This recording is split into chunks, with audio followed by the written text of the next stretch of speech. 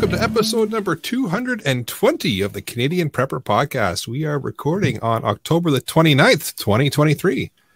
My name's Eric, host of the show based in Southern Ontario, hunter, target shooter, ham radio operator. I know that one's just a shock to everybody. And of course, computer geek.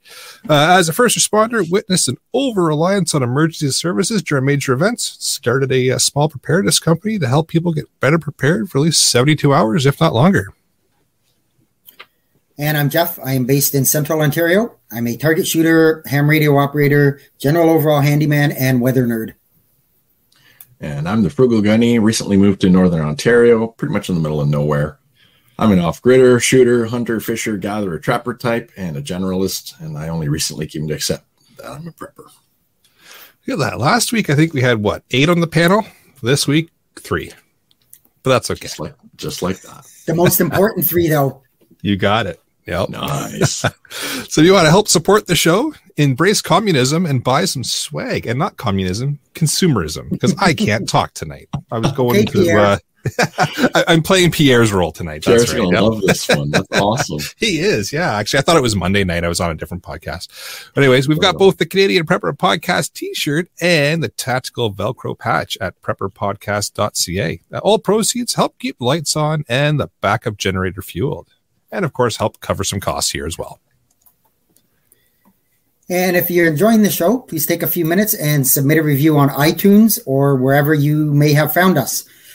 We seriously need or want your feedback, good or bad, especially if there's a topic you want us to cover. Sometimes it's difficult to find topics when we've covered a lot of things. So if there's something that is of interest to you, by all means, email us at feedback@prepperpodcast.ca and we'll do our best to get some info out there for you. Yeah, it always helps to know what everybody wants to hear or learn about. That way we can kind of focus the shows on in that direction.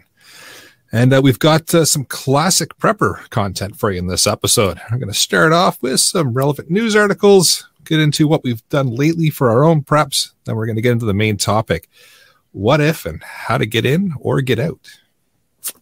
So we'll move into the news. I just thought I'd throw this interesting blurb in there. Montreal is now the latest city to start banning fossil fuel appliances.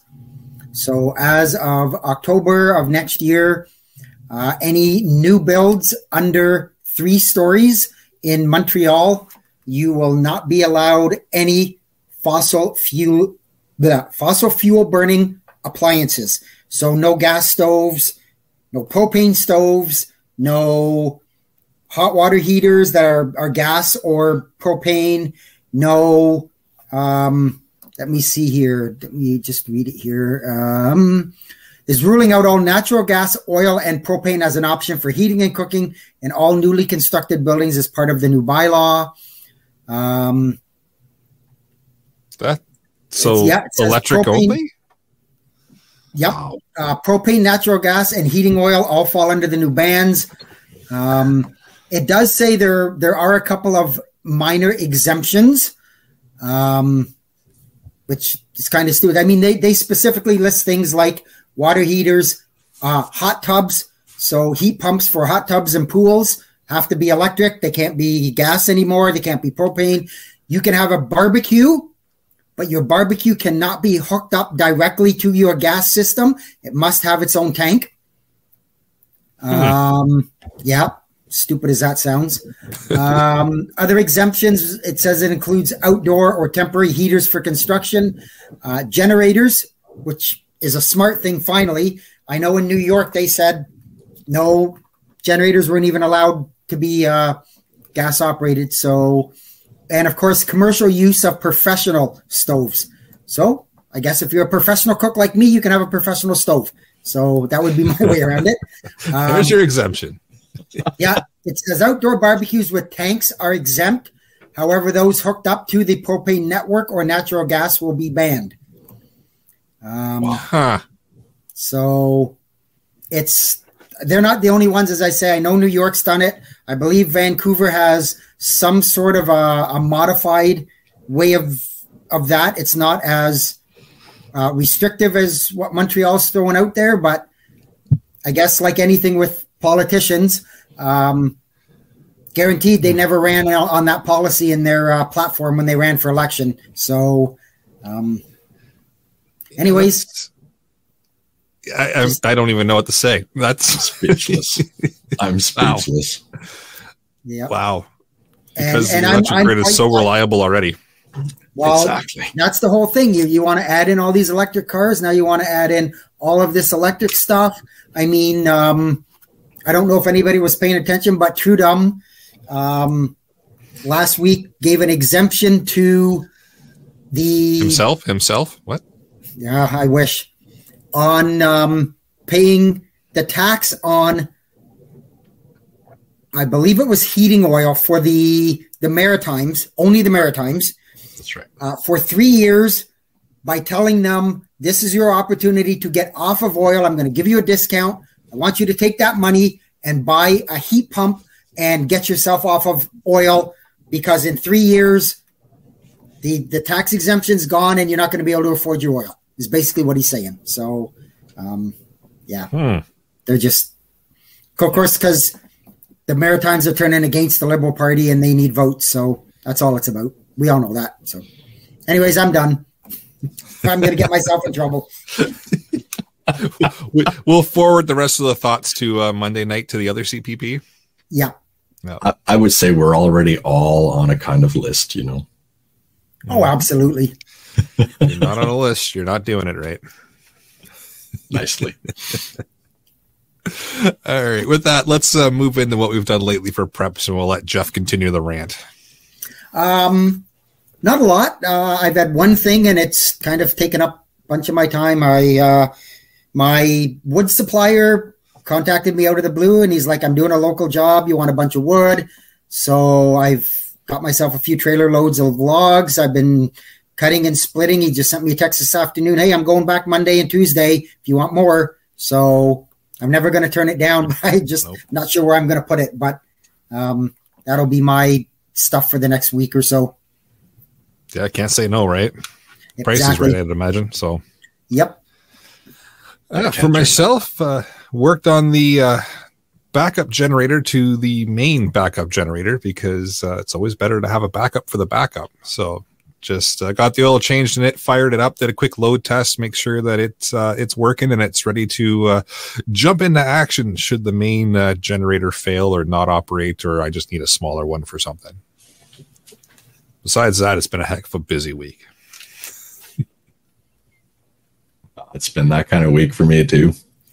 Working long hours at the new gig, but I'm loving every minute of it. So I managed, however, to go retrieve my lithium phosphate battery pack from my friend Nagal's property, so I can work on it from the comfort of this nice on-the-grid home during my weekends off. And I'm starting to work on a new work-related EDC kit, so there'll be a little bit more on that coming up down the road. Nice. Probably a separate video. Yeah, very nice. Yeah, something that all of you who spend time in a vehicle at any point in your day or in your commute might want to consider. Interesting. Well, we'll have to definitely dedicate an episode to that, because I think a few of us on the panel spend significant periods of time in vehicles. So exactly what I was thinking. So that could be quite useful for many of us. It'll be very nice. All right. Well, with that, let's move into our main topic. And tonight, as the show title kind of touches on, duck and cover, dodge and weave, bug in, bug out, whatever it is you want to call it. We figured we'd go back to some basics and talk about making some decisions to stay put, get out, how you would do it, how you go about it, and just kind of chat about the classic prepper thought of, what do I do? When do I do it? How do I do it? And why? This should be a fun episode. I think it will be. Does everybody have their rye? I'm drinking plain water tonight, unfortunately. Man, well, if anybody asks, it's vodka. Oh, enjoy. Yes, okay. We'll call it Grey Goose, maybe. Grey Goose is nice. There we go. There we go. So there's this big decision, right? It's all coming. It's hitting you. You don't know what to do, right? So bug in or bug out. And lots of people have discussed this at length, so I'm not going to rehash bug in versus bug out, except to keep it to a point of, if you bug in, you have to worry about, of course, all of your safety and security and supplies. But it's what do you do when you run out or are overrun? Because in any of those situations, you're going to have to face the choice of, crap, do we still bug in or do we bug out? All right. Do we pull the pin? All right. Or as we said back when I wore green, do we pull pole? Pull pole means you're gone, right? Everything is gone, right? Pull pin had a very different connotation for us in my trade. Sure did. So that's the only thing I'm going to say about bug in versus bug out. And I'll rewind for 1 second and just mention the fact that you know that something's coming your way already, and you're at this stage of being able to say, am I staying or am I going? You've already done something right, because you know. Oh yeah, right? Good point. A lot of people aren't even going to know something's coming. So, and that's a really, really good point. And there's, in fact, a little something of that in my notes where I talk about being prepared ahead of time. And this is when preppers are usually ahead because they've thought of some of those things that we've just discussed really quickly. So even if you've thought about it, and I talk about this to folks who are in my MAGs, my mutual assistance groups, for those of you who are new to Prepper Speak. And I was fairly new to Prepper Speak too, until I was reminded that I am a prepper. So everyone's got to start somewhere, right? Everyone's always a beginner at some point. I may as well run with the lingo. But preparedness starts in your mind. And I talk a lot about this with my people. So even if you don't have money, you can go on YouTube if you've got access to a cell phone. And a lot of people who can't have internet at home because it's too expensive, they might always still have their cell phone. So if all you've got is a cell phone, and even if you don't have enough data, you might be able to wind your way over to a fast food place like a McDonald's or a Tim Hortons. And if you can stomach the attacks on your privacy of going onto an open Wi-Fi network. Please put a VPN on. Put a VPN yes. on. If you're going to go do this, do at least get yourself a VPN. If you're limited in funds, again, you can buy just a little bit of time of VPN. Just 1 month worth of VPN time is really inexpensive. And there's all kinds of ways to do this. And a little bit of extra security when you're on those public networks, it's really necessary. It's like wearing a condom when you're playing with unknown people. You know, that's really what it's about. I was thinking it. You said it. Yep. I had to. So that being said, if you've got access to the web, you can go online and you can search on any prepper topic you can imagine.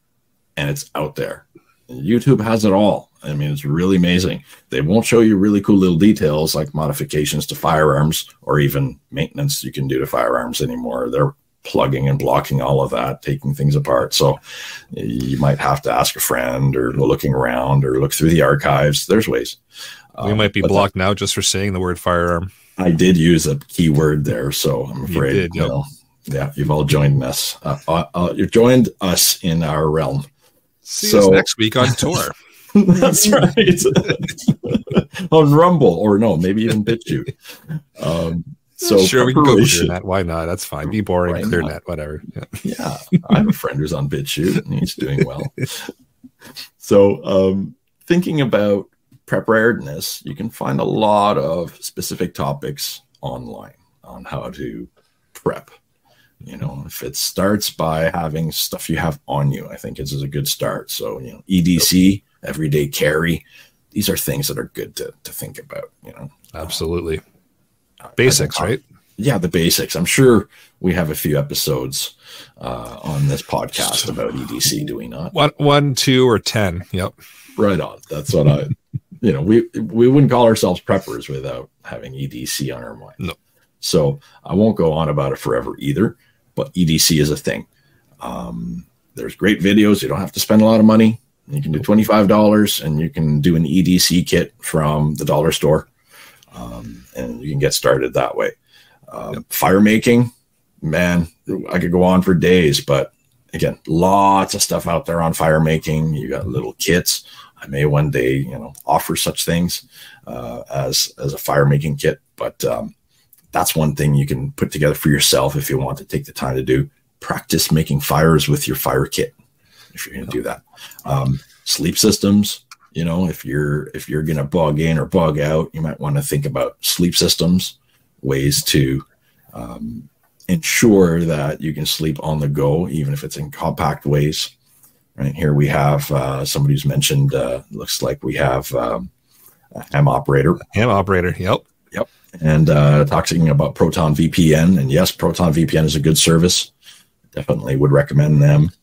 Yep. I myself use Malvad, and I think they're quite good. They specifically mentioned Proton offers a free use VPN, and they're a reputable company that is not stealing your data because you're using it for free, because they do also offer a paid tier. So definitely worthwhile. Yep. Where are they based out of? So they are out of Switzerland, if I remember correctly. Are these the Proton Mail folks? Yes, same people. Yep. And I would probably venture to say their stuff is pretty good. Yeah. No, not having used them, they have a very good reputation. Oh yes, they're huge on privacy. Yeah, very good reputation. Yeah. So confirmation they're Switzerland. They are Switzerland. Okay. Very cool. Very cool.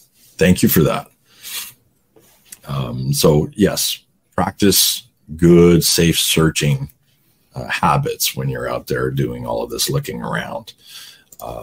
So there's all kinds of big things about bugging in, bugging out, and preparing, but I've kind of distilled it to 5 big things, and I think I can share them with you all because there's just 5 of them. It's really simple, and you can cover a lot of ground with these 5 general ways of summing things up.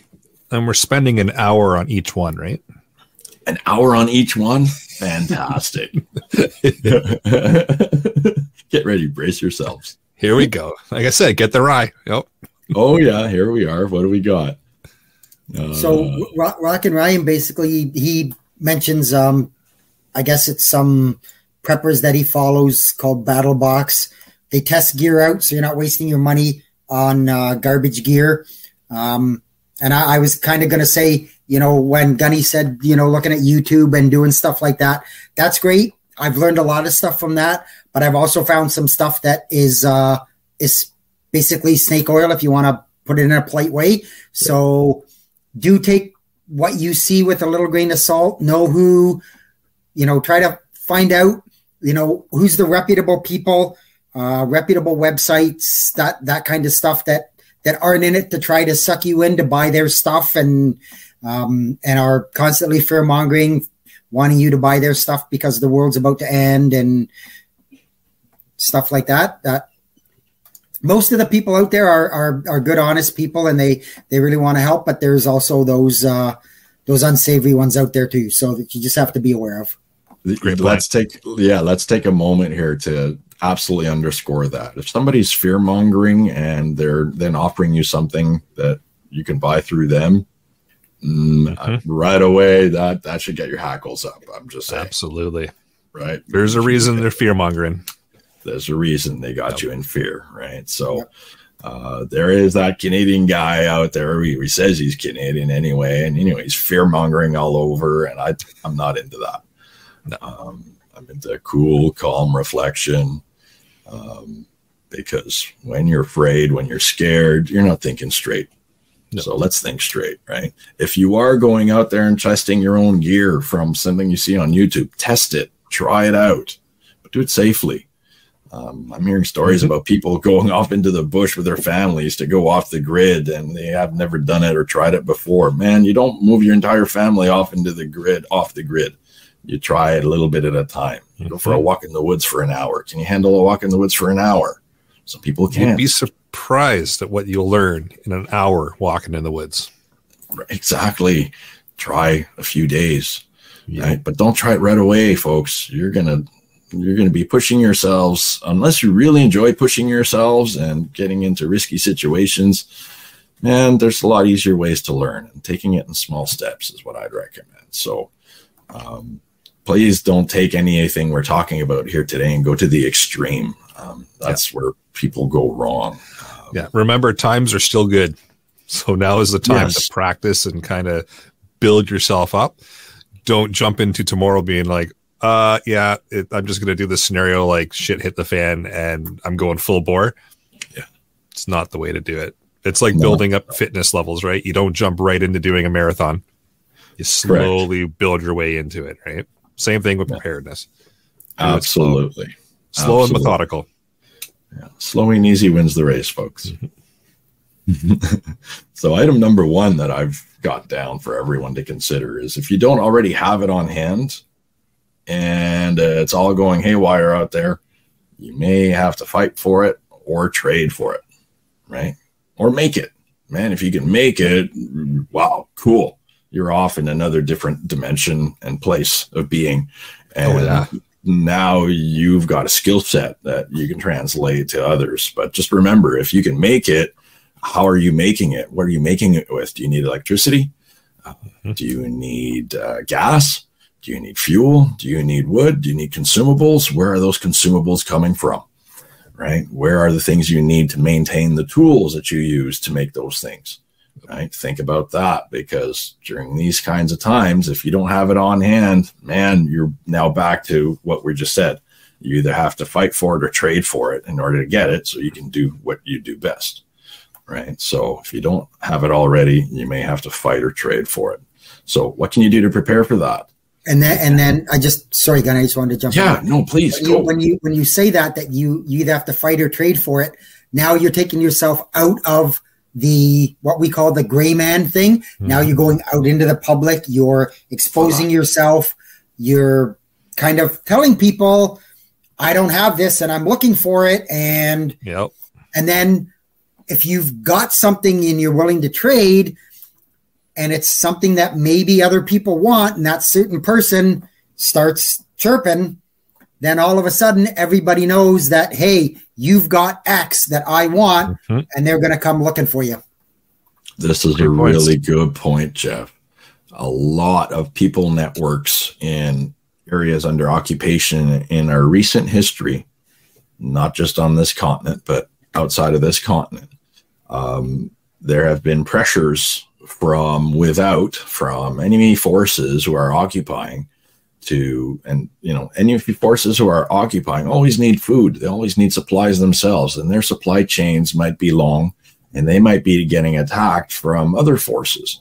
And so any smart military, whether they're unorganized or half organized or just a band of nut bars, they're all going to need food and supplies, which means they're coming after those that they can see and get their hands on. And so Jeff is absolutely right. And that's a big one. Keeping a low profile. If you don't have it on hand and you have to go looking for it, man, that's hairy. That's really hairy. And you may end up having to fight. So great point. The next one I have down is another big one. If you've ever lived in isolation, but had a few people you could rely on, it's a network of people that you can rely on. Trusted people. And I mean, really trusted, because in times of duck and cover, man, history tells us that we're not always off to a good start, are we? No. And this is one that you definitely can't do overnight. This whole building up a group of people you can trust and actually trust takes years to build. And it's one that I find people try to dive into really quickly, and they go, oh yeah, I'm just going to find a bunch of people that are like-minded and we're just going to go at this. That's great, but it takes years to build up that trust, get the personalities kind of working together, because you're going to have those clashes in the group. Not that it's a bad thing, right? Sometimes that actually is a good thing that the personalities clash, right? But it takes a lot of time to get that group dynamic built up and get everybody kind of flowing in the same direction with the same mindset. And it can be done, but it's a tricky thing to build, and you're not doing that overnight.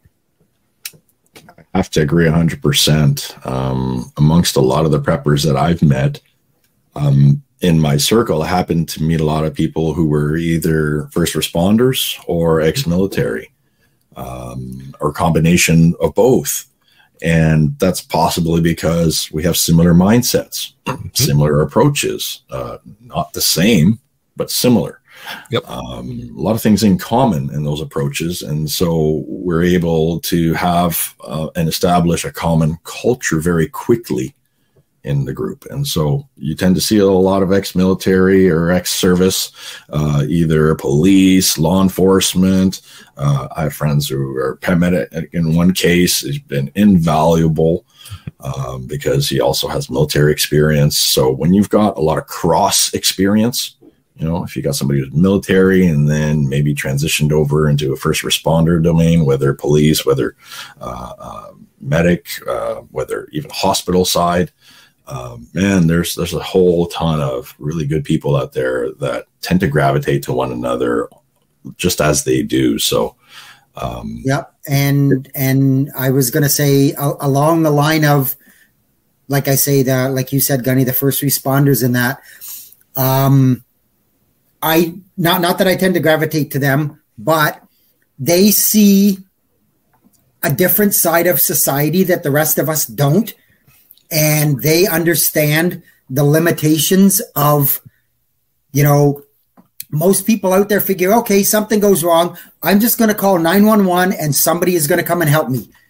And those people on the inside know that that's probably not going to happen. Let's call a spade a spade. It's not going to happen. Their resources are not finite. The number of people they have available is not finite. They're going to deal with the big issues first. And you may think your issue is big, but to them, it's probably not. And, you know, they've seen the other side, and they realize that help isn't going to come when you think it's going to come. Yeah. Yeah. And one of the ones I think, Jeff, that one of the ones that that immediately stands to my mind that I think a lot of Canadians and probably Americans can relate to, I'm sure everywhere in the world really, is the medical side. You know, when you call for an ambulance and you're thinking, okay, you know, I'm hurt, you're immediately put into what we call triage from the dispatch side. And there's a triage that occurs on the dispatcher side. And what they're doing is they're looking at what your BOBO is, and they're comparing it to all the other BOBOs that have just been reported in the last 3 hours. And they've got to assign it to a limited and finite amount of ambulances and paramedics on those ambulances. And they can't be on there for longer than so many hours without those poor people burning out and starting to, you know, have human error, which is a real thing when you're exhausted and your personnel are completely wiped out. So absolutely, all those people calling 911 at once, they all want that help right away. And man, it's the same as you go to the hospital. You know, you go to the hospital for something minor, you're going to be in triage against a whole bunch of other people who are probably going to come ahead of you depending on what the severity of what you have is. So we come back to having those trusted networks of people. You know, can you call a friend who will help you out, who will give you some help on the phone? Yep. Joan's got a good point in the live chat here. Just talking about taking years to build that group up. Sadly, she says, too many people move around these days. For example, a military neighbor just moved away. Could be a con, could be a pro. Because now you've got somewhere to go, depending on how far they are and how reasonable it is for you to be able to make that trip. But you've also got somebody in a new environment that's going to learn new things that can then funnel that back to you. So keeping that communication open could be quite useful to you, even if they are a considerable distance away. You can still learn from them and maybe pick up some new things from a new environment that they're in. Absolutely. Mobile people, and these days I'm in a mobile profession, so you get to see things from a different point of view, and you get to contact and locate a lot of things too, right? I know friends who are on the road a lot, they're truckers, And man, they can tell you where the best spots are to find water, where to find food at the oddest times, where to find fuel, right? And where not to go. And where not to go, most importantly. Yes, those networks of people, man, they've helped me immensely. When I was up north for my year up there off the grid, I had to deal with so many different questions of different kinds, and they all had to do with, how do I do that up here? Where do I find that up here? And so it was my little network of people that I quickly built up that was invaluable to me. So but let's talk quickly about that. Nurturing a network of people means that you also have to offer them something too. Right? You have to be able to support them and be there for them when they need you as well. So it's not just, I know people like the social media stuff, you know, this thing they do. Oh, I know somebody, right? Oh, I have a friend in this town. Have you heard a lot of people say this? I know somebody because they're my friend on the Book of Faces. Yeah, exactly. Right. And then when it comes down to it, okay, well, I need a ride, or, you know, I'm stuck here, and ghost. Yep. Right. Yeah, don't build your network of people based on that, folks. Interpersonal relationships is what it's got to come back down to, right? Here I'm noticing a comment from one of my close friends, Mark.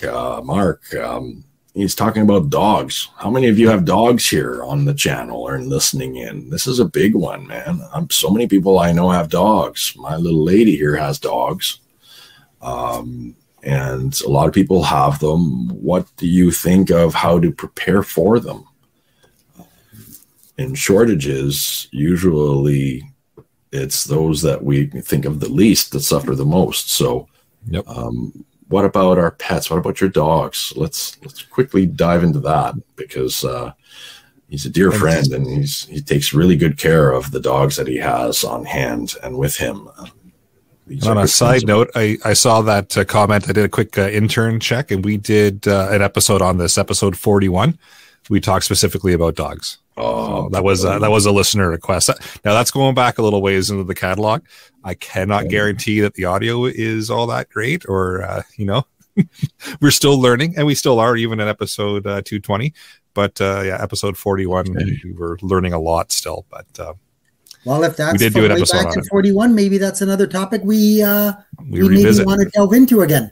I would be interested in addressing that at some point, because a lot of friends I know have picked up dogs over the years, and it's an everyday part of their life. How do you prepare for them in this kind of situation, right? Yeah, and it's something that's often overlooked. Yep. Yeah, and he makes the comment as well, Gunny says, dogs are such good protectors and guards, so I will always be with 1, 2, or 3. Absolutely right. I mean, where we have fear and we get that fight or flight kind of scenario, dogs don't get that.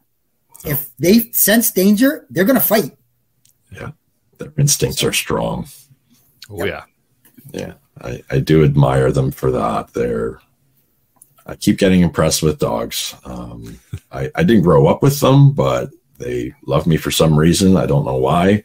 But I have a hard time not loving back a critter that loves me so deeply. So, I tend to fall in love with other people's dogs, and it's a funny thing. But I think they are great guards. My little lady's dogs, man, they let her know when somebody's showing up unannounced. We know.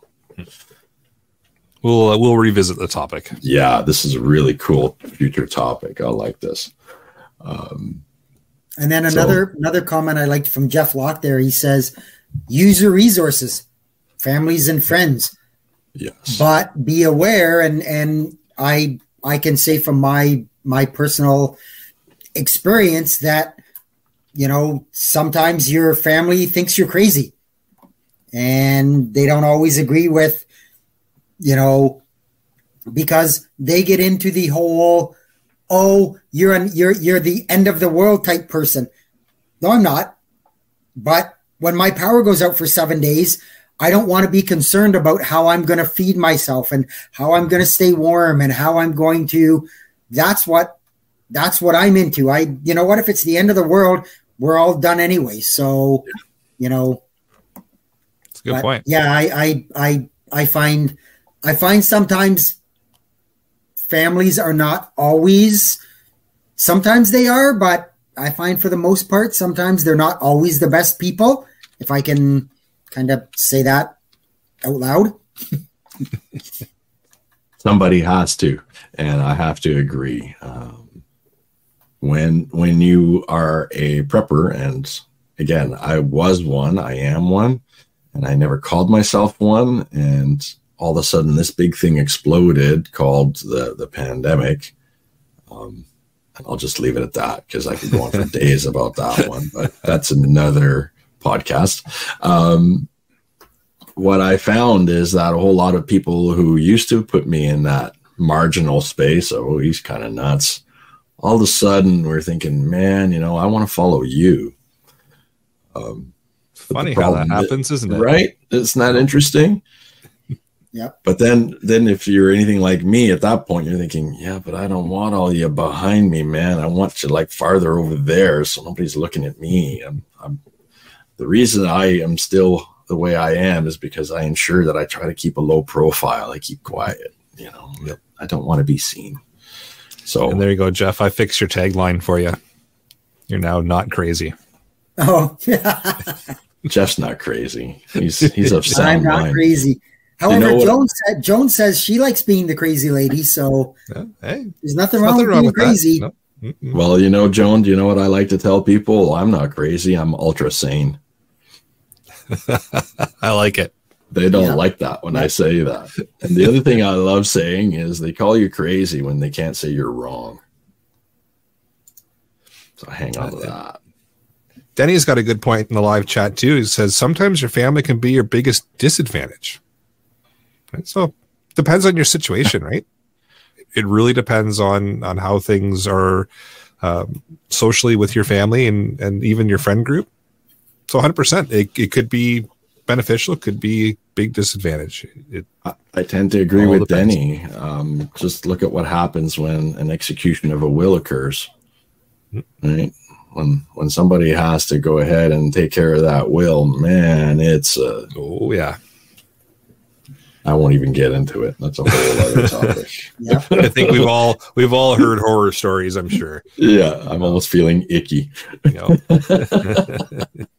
However, I also like Jeff Scott had the other Jeff has a bunch of good comments, and he basically said if people think you're crazy, they tend to stay away from you.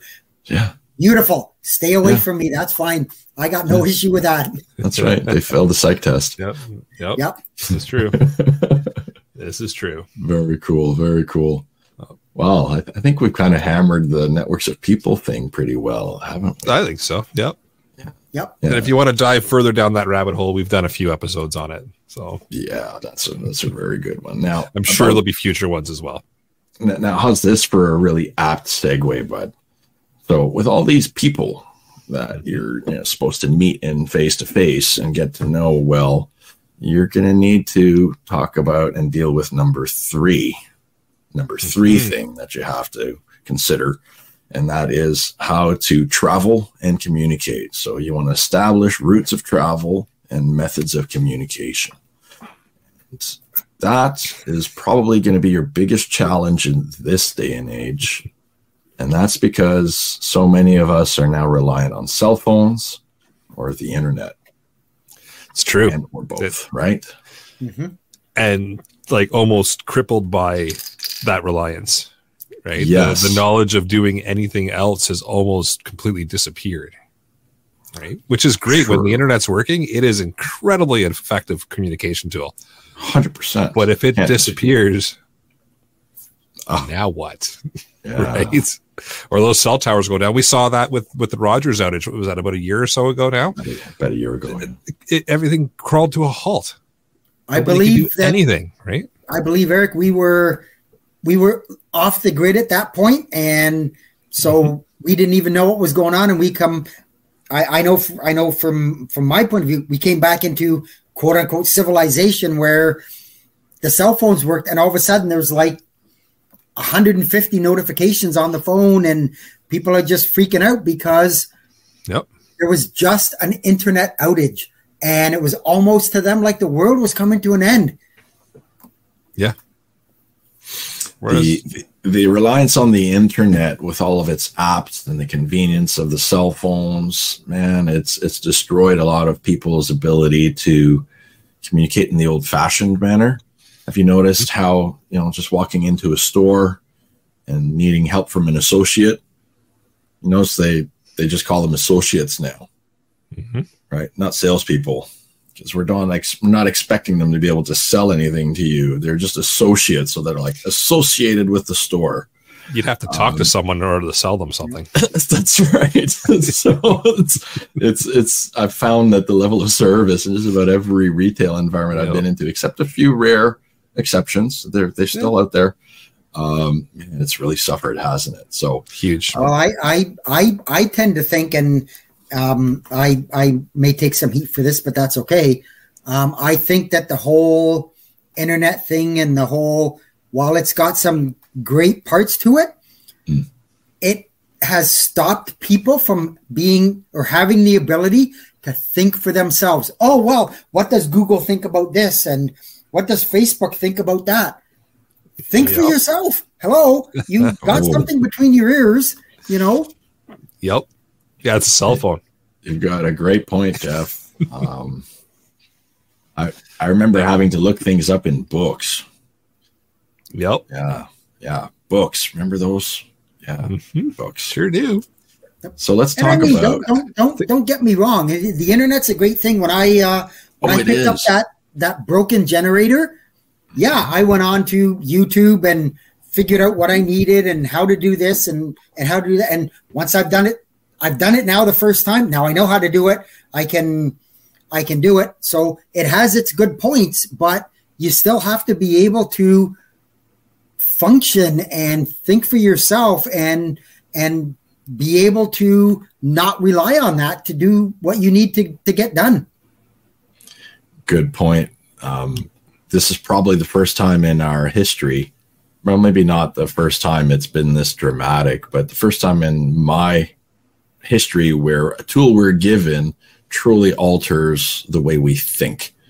And that's access to a computer. It has really changed the way people think. And it's now manifesting itself in many, many different ways. So to communicate with people, you're going to have to meet up with them. And in order to meet up with them, you're going to want to do it in a secure way. And so that means you can't use the internet and you can't use your cell phone anymore. So what do you do? I think we could do an entire episode just on this. Oh, yeah, we can. Because, in fact, I would say that there are entire courses that last months on end for people in very, very specialized trades, such as intelligence operators, who deal with the techniques that we're about to make reference to, right? So what we're talking about here is using maps, not making any records of what you're doing on those maps. So you don't mark up those maps. You meet with people in person with those maps and you show them the locations that you agree to meet. You scout out those locations first before you meet. You check them for random times and dates to see what kind of patterns of activity are around there so that you know what you're working with. And only then do you agree to use that location. If and when you do agree to use that location, you never reference to it by its address or its actual location. You give it a code word and you only use those code words. And if you want to get really ultra secure, you can change the code words you use when you communicate about those places so that it is another layer of security beyond that. And we could go on for days about old tradecraft techniques, and I don't want to get into it because, again, that's an entire different topic. And man, there are way more intelligent people than me who've covered all that stuff, but I'm fascinated by it. And you should be too, if you're interested in figuring out ways to keep tabs on your people and move about to meet up with your people under these kinds of circumstances. Yep. And on that, at least from my perspective, you made the comment of establish routes of travel, but also have a secondary route of travel if that original route maybe takes you on a road that is blocked, maybe has roadblocks, maybe there's another way, or you've had a natural disaster. Say you've had a flood and that road is washed out and you can't get through there anymore. You need to have a secondary way to get to where you need to get to. Especially I'm thinking more of vehicular traffic as opposed to different ways, like on foot, or maybe with a snowmobile if it's in the winter, or a dirt bike, or something like that, where you can just what, I need to get here. Well, I can go through the ditch and I can weave through the woods and I can get there. But if you don't have those options and you're stuck to the normal method of travel, which is a paved road or a dirt road or a road, now you're into you're into a bit of an issue. So Phil makes a good comment in the live chat there. He says, do an area study of your current network and your bug out location before it happens. Absolutely. Agreed. Test your stuff before shit hits the fan. 100%. Everything I just mentioned, you should definitely be doing way before anything big occurs. You should have this already now if you can. And like Jeff says, man, that's a huge one. You can't just rely on one route. Make sure you have a backup. Make sure you have alternates. And that's not enough. Make sure you've got another plan. And if you can make another plan after that, a plan Delta, and then a plan Echo, and then a plan Foxtrot, well, you do that. Because when it really goes bad, you just need to have at least thought out a few different places and have those alternate locations and alternate means of deciding on them really quickly. You won't have time to discuss. It's true. You might have to break protocol and contact someone through an insecure means, and over that insecure means of comms, you might have to use a code word. And if you've pre-agreed that these code words are to be used once and once only, that's fine. That's great. In fact, it's fantastic because you've now burned one of those code words and you've now implemented part of your protocol and you now have communicated something, right? So, but absolutely, you should have those backups. It's not sufficient to have one route. A lot of places that I like to go to, there's only one way in. And so if that's the case, then it's upon me to find out ways to dismount my vehicle and then go on foot. And so you have to be prepared to do that if you don't want to be marooned or subject to somebody else's whims. So John in the live chat here mentions, I wish I had a bug out location. So maybe we'll touch on this and expand on it just a little bit. I think so. Yeah, that's good. This is one that I see people get hung up on all the time. Yeah. I don't have a big elaborate cabin in the middle of nowhere to use as a bug out location. And that's what everybody envisions. And that's probably the gold standard of a bug out location. If we had the ability to have that, that'd be fantastic. I agree. Yeah. Don't need to have that level for a bug out location. Right? It could be as simple as a buddy's house a couple of cities over. Right? That could be a bug out location. And this is, of course, all dependent on what your scenario is or what it is that's coming your way that you've got to deal with. So maybe that's going to affect the couple cities over as well. Well, now your buddy's place isn't going to work for you. But that's right. If it's a smaller localized thing, your buddy's place a couple cities over is going to work for you. You could look into something else. It may be where we touched on with Joan, where her neighbor's moving away. Maybe that person's moving a couple provinces away. Now you've got somebody you could maybe go to there. That's a little bit more elaborate. It's going to take you more time to get there. You have to plan things out a lot more in order to make that happen. But that could be a bug out location.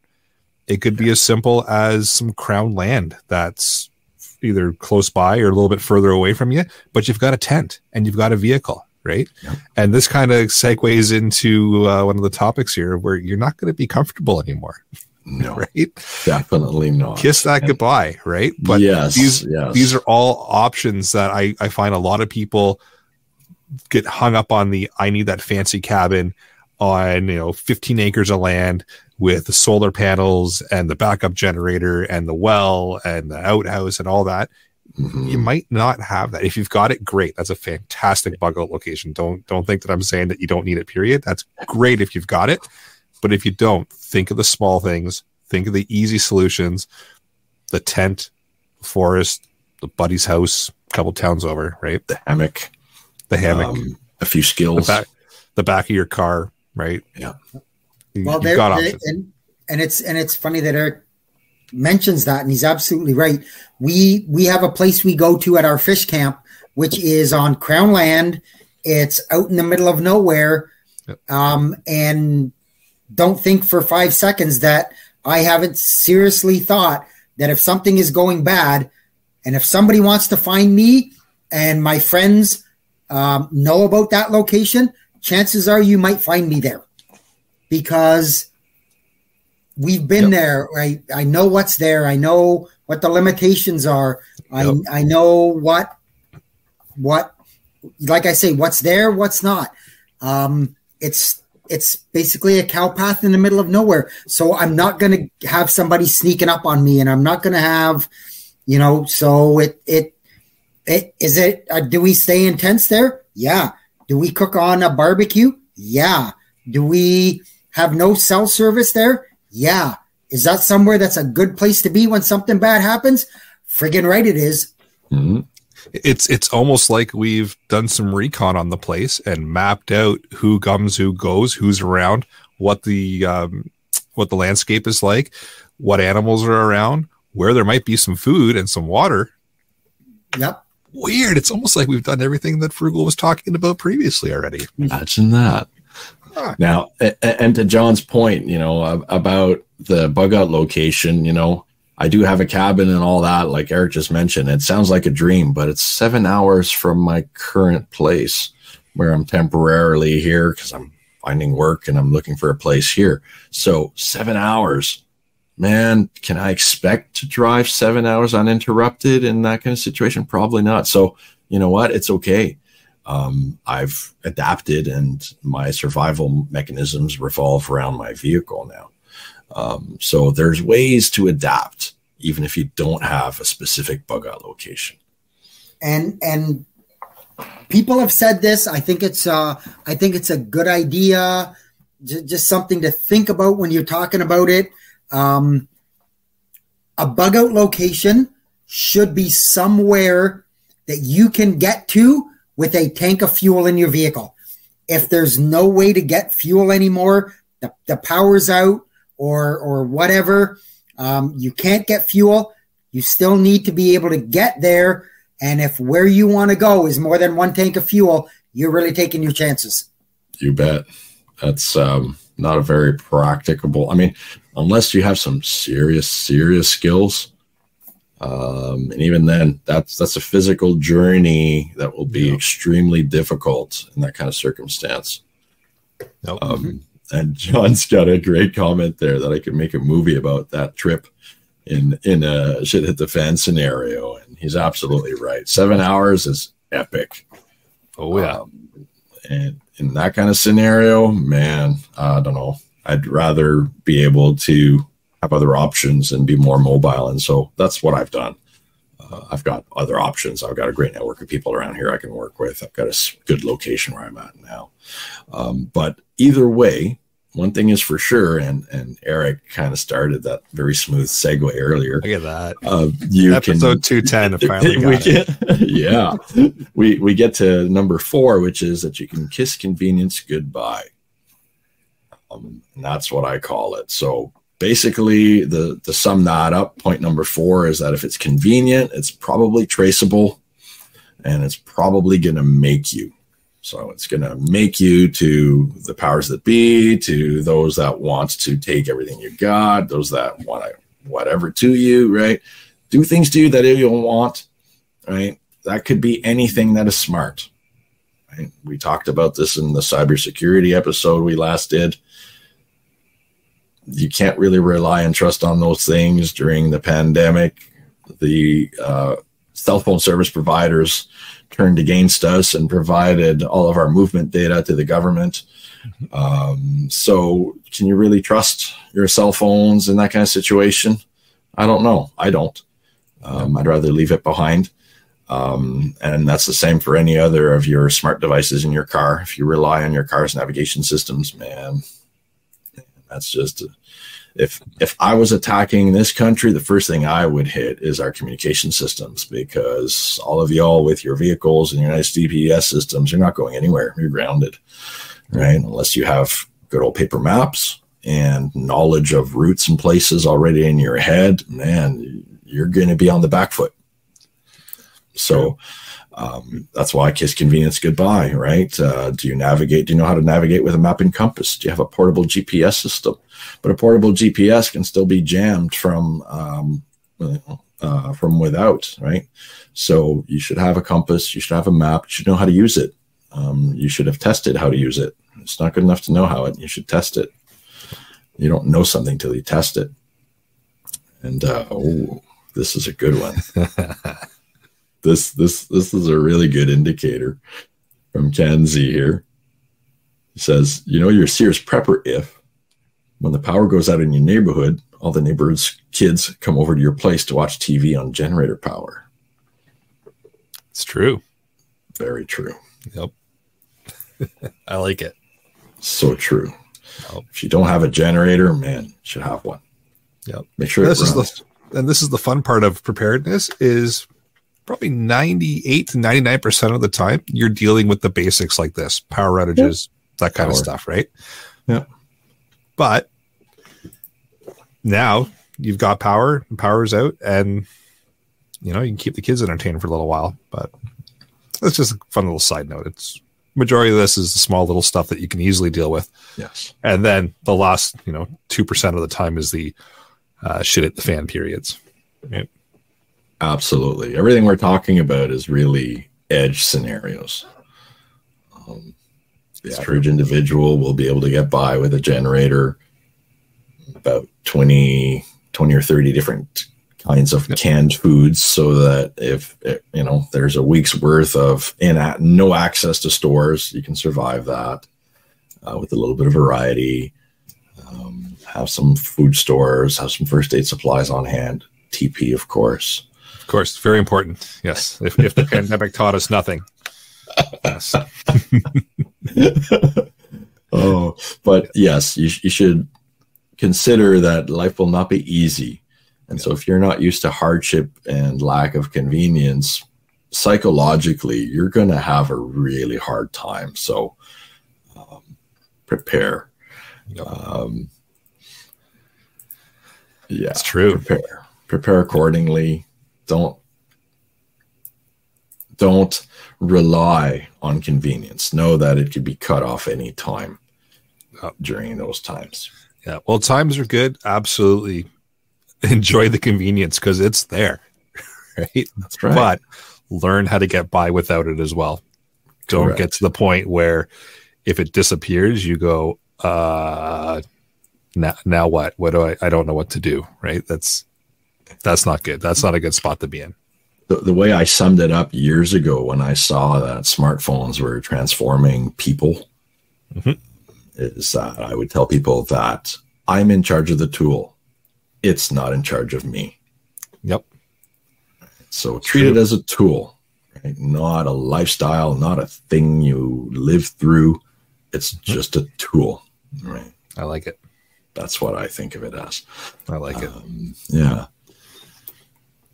I just realized that I pulled an Ian, and I have numbered this episode 210 when it's 220. Apparently, I'm the one that can't count this episode. Nicely, and I accordingly did I put it 210? Yeah. Yeah, I published I thought I put in 220, but maybe I put 210. Nope. No, Jeff was nice enough to fill in the beginning of the show notes here for today's episode because I was running a little behind. And when I started up the stream, I put episode 210. So, yeah, if you've listened this far, we're into about an hour.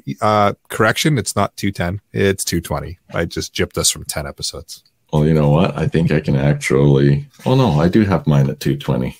Okay, good. So I'm the only one that messed up. I'll edit it later so everybody knows. And I did say 220 at the beginning, but that's not too big of a deal. and for those of you saying, who's Ian? Exactly. Ah, yes. I've seen him once, I think. Yep. And just throwing a shout out there in the live chat. Joan NC got her wood stove installed this week. Nice. Well done. Very nice. Fantastic. How does it feel to have good old wood heat? Now I need to learn how to build a fire. That's the easy part. Oh, that's the fun part. That's just the easy part. You know, that having that, and I have a wood stove. That's my primary heating source. That's my and the sense of, I don't even know how to word it, but just the sense of knowing that if something happens, I'm not worried. Nope. Is just, it takes a big load off your mind in terms of, being worried about, because not only does the wood stove give you heat, it gives you an ability to warm up food or all that other stuff. You can put a big tub of water on there and warm it up and give yourself a warm bath. And there's so many other things just besides being able to stay warm that a wood stove provides you, that it's something that I would never be without. It's definitely peace of mind. I love it. I love having a wood stove. I miss it when I'm here in the city.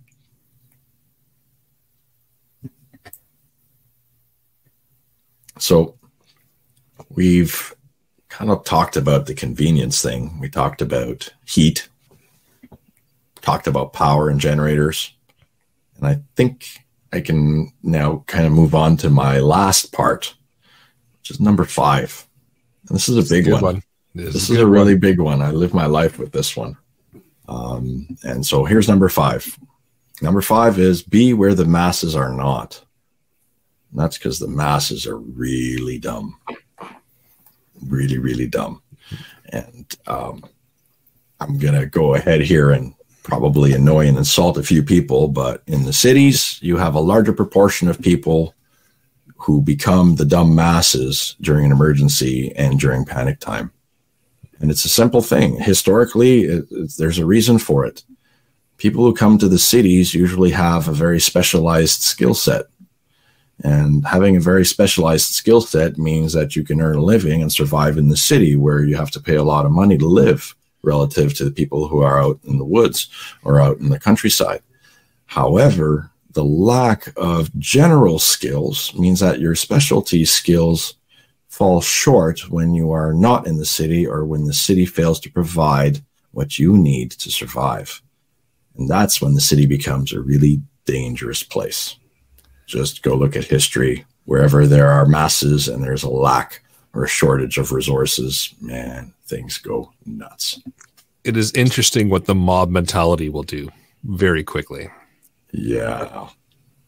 Just bad traffic. I mean, just bad traffic drives people completely out of their minds. So when you mix in bad traffic with, well, that's the only place where there is gas in the city and we're all trying to reach it at the same time, or worse, that's the only place in the city that offers coffee, and all these people that have all this money to live in the city don't have a way to make coffee without their electricity, so they're all running to go to the local Tim Hortons or McDonald's, and your city turns into a nightmare. Mm-hmm. It's true. Yeah. Just a side note, I'm rather enjoying the banter in the live chat here that's going on. And I will say this and try to be polite about it and not make enemies, and I don't want to make enemies. And, Melissa says in the live chat, I'm assuming we're talking about the wood stove and that, and she says, we've been looking for something like that for natural gas. Why? What happens if you don't have the gas? Then what? For me, that's kind of the thing is, Gunny's mentioned it a couple times, is what happens if all of that stuff that you rely on isn't there? Do you have another way to back it up? And yep. I understand that, and I'm not trying to throw shade on anybody, but if you're relying on a product that somebody else has to provide to you, you're not 100%, I guess, on your own or able to go on your own. I'm not sure how to word that, but you're not 100% self-sufficient. You're still relying on somebody else. You're relying on somebody else to provide you that natural gas for what you need. Yep. So. And working in the thought earlier of 98% of the time, that's going to be more than sufficient. And you're going to get through whatever it is you're riding through, and it'll be fine.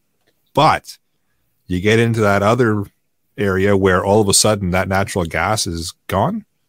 Yep. Now what, right? So great to have. Great resource that's available while times are good, but having a backup for that backup, worth its weight in gold. Very much so. And don't get me wrong, I clearly understand that depending on where you live, your financial situation, all of that stuff, a wood stove isn't for everybody. I clearly understand that. I'm not saying that you're not less prepared because you don't have one or anything like that. It's just For me, it's just that independence of knowing that I'm not relying on somebody else for my needs. And it's a great point to point out, because not everybody is going to say, natural gas is always going to be here, right? So not everyone's going to have that mindset of, well, what if the gas stops coming?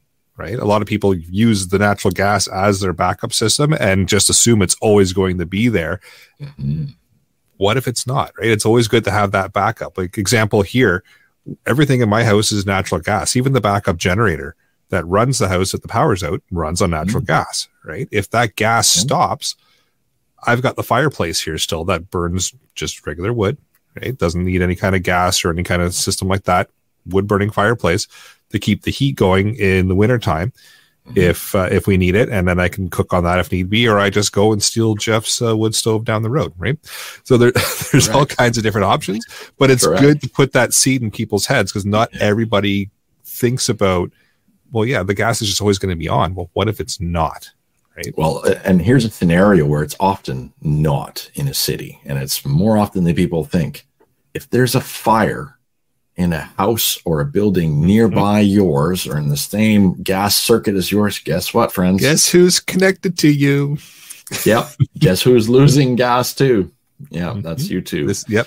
So that's the thing about city, right? That's the thing about living on a grid. You're part of something that is bigger than just you. Yep. It belongs to somebody else. And everybody's interconnected. Yeah, you're just on the receiving end of that chain. Yep. And so you're relying on everybody else to be smart and not do silly things to cause the rest of the system to crumble, right? That's right. And we know people have Mondays and Fridays. So this is true. Govern yourselves accordingly. Yes, they do. Yep. Oh, man. So yeah, that's why I say number 5 is be where the masses aren't. So yeah, that's my 5 quick ones, guys. Yeah, and that ties in the kind of gray man theory too, right? Yes, is just don't be seen, don't be, don't draw attention to yourself. You can still be attached to that gas line. You can still be attached to the grid if it's working. You can still be attached to whatever community resources you're attached to that everybody enjoys while times are good. Totally. And then things kind of start to fall apart. Just realize that if one person buggers that up, have a backup that you maintain and that you control. And then the same, be where the masses aren't. So some big events going on, you shouldn't be the one rushing downtown to say, oh, I need to go get this, and this. Because guess what everybody else is doing? Same thing. Same, right? So let them all battle the lines and battle the stores and battle the gas pumps. You can sit back, whether you're at home or if you've taken off, bugged out, or whatever you want to call it. You're already well ahead of everybody else, and you're where the masses are not, which is perfect. Yeah, that's a big one. You don't need a lot of gear. Nope, it's true. A little bit of knowledge definitely helps. Oh, I see some shade coming Jeff's way from Kanzi. Yeah. But you know what? He's 100% right. I'm not a crazy prepper because I know which trees are coming down when I need them to come down. So yep. I like it. Brilliant. This is good. The banter in the live chat this evening has been just absolutely fantastic. Oh, yes. I rather enjoy when we do episodes like this where there's banter between everybody that's watching. We can't get all the comments up, but we try to get most of them up if we can. It's always good to see everybody interacting with each other and helping each other out, or you know what, jumping in and chirping each other every once in a while. It just means that everyone's getting along. Yeah, if we're definitely wrong, man, come and burn us. Yeah. Oh yeah. Oh yeah. Well, I'll take the criticism, no problem. Oh yeah, absolutely. It's good to keep us honest, right? It is. It's good. No, I think that's a good list of things, and a good refresher on some of the basics, right? Of just bug in, bug out. What do I need? You know, it's paint a little bit of a picture and just kind of a refresher on what most that are listening to the podcast now or that have been listening for a while probably already have in the back of their minds. But for those of you new as well, just a quick little build up for, kind of where your mindset should be and give you some ideas and maybe some cues and some stuff to work on the next little while, because things are a little funny in the world right now. Not that they haven't been in years past, but that's why we're preppers, right? Getting weird out there. It sure is. Oh, anybody have any final thoughts on the main topic before we move into the podcast challenge? Crickets. All right. No, I think Gunny's helped us get a long ways to just understanding what's going to happen or where, or what's not going to happen. So you're not going to have that cell phone. You're not going to have that internet. You're not going to have that, all that other stuff. So, yep.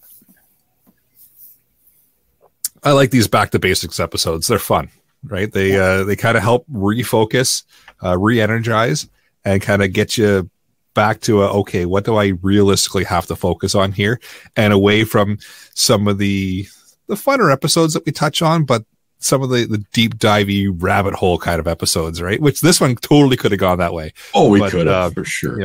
We kept it on the rails here and kept it pretty basic because I like the return to basics episodes. They're fun to do every once in a while. So, with that, let's move into the podcast challenge then. So your challenge for this episode: look into a possible bug out location and how to get there. You got to start somewhere, right? Good one. All right. Yep. And as we've said, it can be a friend's house, it could be Crown land somewhere, it could be the options. Basically, in my opinion, the options are limitless, except for how you can get there. Like I said, if it's within a tank of fuel in your vehicle, or some way to make another way or another option of how to get there, another means of a vehicle. Like I said, a snowmobile in the winter, a dirt bike, something like that. And it doesn't have to be hours and hours and hours away. It just needs to be somewhere, as Gunny says, away from the masses. Exactly. Or at least somewhere that you can fade in and not be seen. Yeah. That's a great one. All right. You got a weather blurb, Jeff? Yeah, I do, sort of. So I didn't mention it last week because it really wasn't anything that was on the radar or we needed to be concerned about. There was a tropical storm in the Pacific, and basically all of the forecasters were not even talking about it because it was going to be nothing more than that. It was a tropical storm. All of the big people like NOAA and the National Hurricane Center and all that were like, yeah, okay, it's going to be, and it exploded. It encountered a unusually warm pocket of water in the Pacific. Usually you don't get a lot of major hurricanes that hit the west coast of the Pacific because the water generally isn't warm enough. Basically, to fire up or to intensify a tornado or a hurricane, you need water that's basically 80 degrees or higher. So anyways, this storm encountered, as I said, an unusually warm pocket of water. It was actually 88 degrees. That's basically like throwing gasoline on a fire.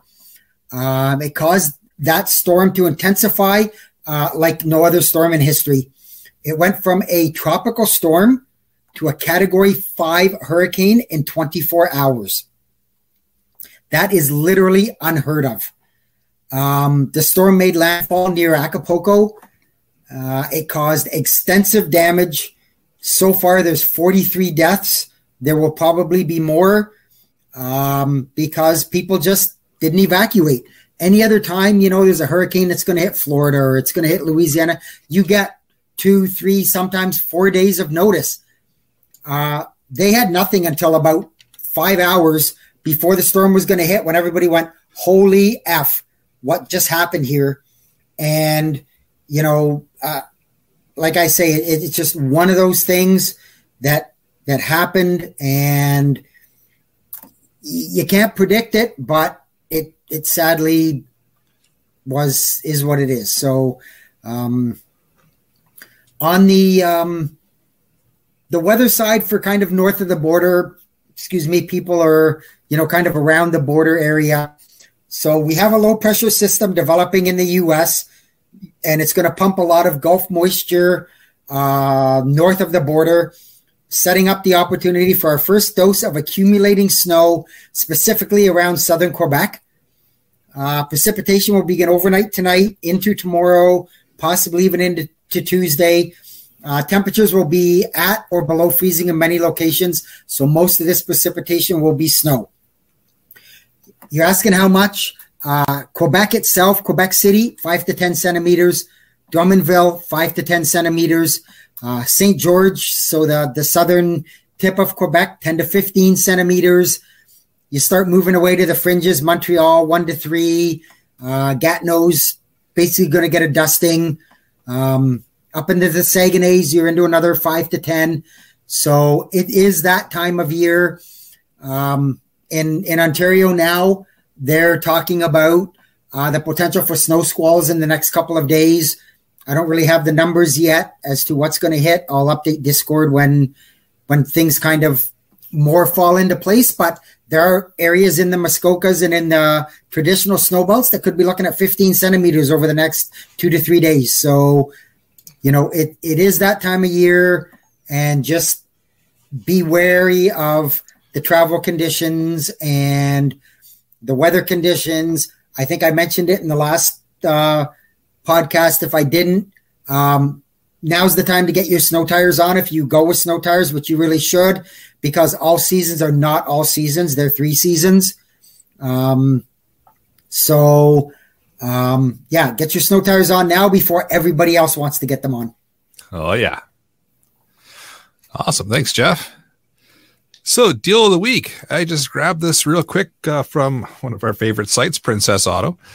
They've got a 2-inch by 20-foot, 10,000-pound tow strap on sale for $4.44. So, if you're going to be getting into that bug out location and you might need somebody to pull you out of something, might be worth spending the $4 and change.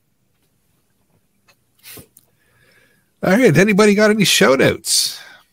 I'm going to give a shout out to Kanzi here. I am definitely a prepper because I do spend my time off and my vacation time at my cabin, and that's where I spend my time. So, yep, I guess I'm officially a prepper. Welcome to the club. Thanks, Kanzi.